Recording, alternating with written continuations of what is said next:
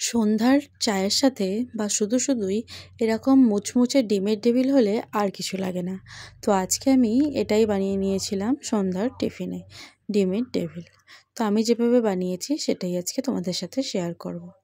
এটা বানানোর জন্য আমি এখানে নিয়ে নিয়েছি একটা মাঝারি সাইজের পেঁয়াজ আর 4-5 কোয়া মতো রসুন।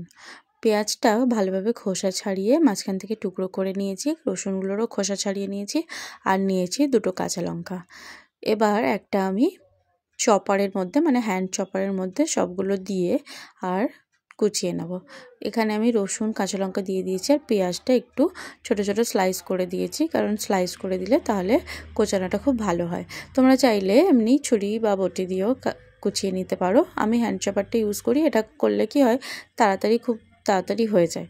আর এদিকে আমি ডিম আগে থেকেই সেদ্ধ করে রেখেছিলাম, সেটারও খোসা ছাড়িয়ে নিয়ে মাঝখান থেকে 2 টুকরো করে রাখবো। আর আমি এখানে আলু নিয়েছিলাম, মানে 3টে মাঝারি সাইজের আলুকে আগে থেকেই সেদ্ধ করে ওটা স্ম্যাশ করে রেখে দিয়েছিলাম।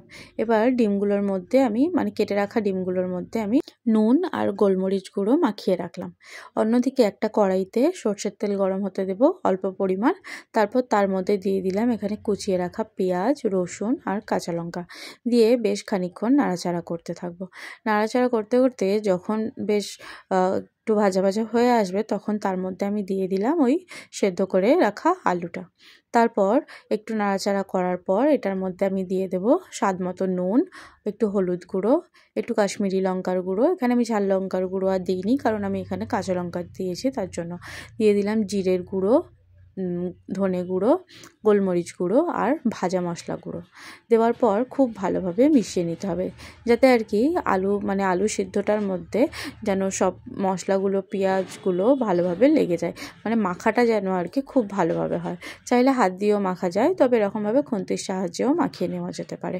তারপর এটাকে আমি ভালোভাবে মাখানো হয়ে গেলে, এরকমভাবে ফ্রাই করা হয়ে গেলে এটা আমি ঠান্ডা হতে দেবো।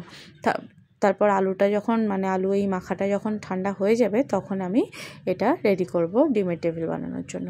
এদিকে এটা ঠান্ডা হয়ে গেছে। এবার আমি ওই অর্ধেক করে কেটে রাখা ডিমগুলোর মধ্যে, সেদ্ধ করা ডিমগুলোর মধ্যে এরকমভাবে হাতের সাহায্যে চাপ দিয়ে দিয়ে আলুগুলো লাগিয়ে দেবো। আলুগুলো ডিমটার চারিদিকে ভালোভাবে লাগিয়ে দিতে হবে চেপে চেপে, যেন ডিমগুলো কোনোভাবেই বেরিয়ে না যায়, কোনোভাবেই যেন ডিমটা দেখা না যায়। আর খেয়াল রাখতে হবে যেন ফেটেও না যায়। তো খুব ভালোভাবে এরকমভাবে আলুগুলো ডিমটার মধ্যে গায়ের ওপর লাগানো হয়ে গেলে সেটা আমি সাইড করে রেখে দেবো। এরকমভাবেই আমি একে একে সব ডিমগুলোর মধ্যেই এই আলুগুলো লাগিয়ে নিয়েছি, আর এরকম ডিমেরই ওভাল টাইপের একটা শেপ দিয়েছি। সবগুলো যখন ভালোভাবে এরকম আলুর সাথে লাগানো হয়ে যাবে, তখন আমি একটা ব্যাটার বানাবো।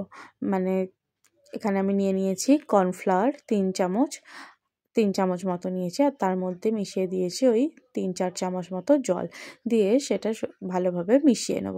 চাইলে এটা কর্নফ্লাওয়ারের বদলে কাঁচা ডিমকে ফেটিয়েও ইউজ করা যেতে পারে। আমি এখানে কর্নফ্লাওয়ারটাই ব্যবহার করেছি। আর নিয়ে নিয়েছি ব্রেড ক্রাম্বস। এবার ওই ওপরে আলু লাগানো ডিমগুলোকে আমি ওই কর্নফ্লাওয়ার দিয়ে গোলা জলের মধ্যে ডুবিয়ে ভালোভাবে ওটার মধ্যে কর্নফ্লাওয়ার জলটা লাগিয়ে নিয়ে এবার আমি ব্রেড ক্রাম্বসের মধ্যে ওটা দিয়ে দেবো। দিয়ে চারিদিকটায় ব্রেড ক্রাম্বসটা ভালোভাবে লাগিয়ে নেব, যেন পুরো চারিদিকটায় ব্রেড ক্রাম্বসগুলো লেগে যায়। তারপর এরকমভাবে আবারও ওই কর্নফ্লাওয়ারগুলো জলের মধ্যে ডিমের টেবিলটাকে দিয়ে আবারও উঠিয়ে নিয়ে ব্রেড ক্রাম্বস লাগিয়ে নেব। এরকমভাবে করলে ডবল কোটিং করা বলা হয় এটাকে। আর এরকমভাবে করলে কি হয়, চপগুলো বা যে কোনো এরকম ভাজা জাতীয় জিনিসগুলো খুব মুচমুচে হয় এরকমভাবে ডবল কোটিং করলে।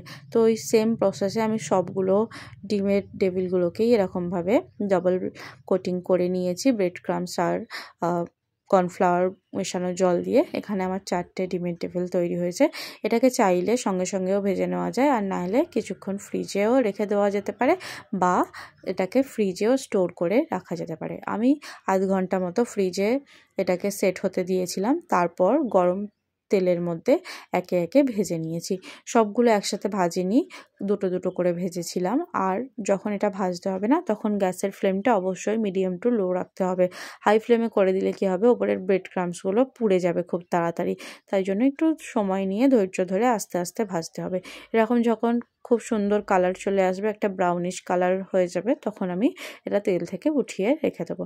এরকমভাবে বানালে কিন্তু এই ডিম টেবিলটা খেতে খুবই দারুণ হয়। তোমরা বলো কেমন লাগলো? ভালো লাগলে ফলো আর সাবস্ক্রাইব করে দিও।